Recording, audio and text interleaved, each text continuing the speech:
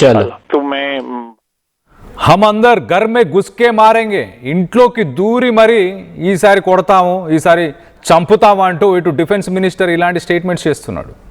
గతంలో 250 కిలోమీటర్లు చొచ్చుకొచ్చామంటూ ఇలాంటి వ్యాఖ్యలు చేశాడు పాకిస్తాన్కి సంబంధించిన డిఫెన్స్ మినిస్టర్.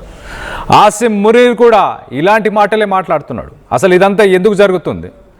ఇటు రీసెంట్గా రాజ్నాథ్ సింగ్, మన దేశానికి సంబంధించిన డిఫెన్స్ మినిస్టర్ రాజ్నాథ్ సింగ్ చేసిన కొన్ని స్టేట్మెంట్స్, ఆయన సైనిక దళాలకు సంబంధించిన కొన్ని సమావేశాల్లో ఆపరేషన్ సింధూర్ సమయంలో ఏం జరిగింది, ఇటు యూరీ సమయంలో ఏం జరిగింది, బాలాకోట్ సమయంలో ఏం జరిగింది, 22 నిమిషాలలో ఆపరేషన్ సింధూర్ సమయంలో 22 మినిట్స్లోనే ఇటు పాకిస్తాన్ని మోకాళ్ళపైన నిల్చోపెట్టాము, అలాంటి సామర్థ్యం మన దగ్గర ఉంది.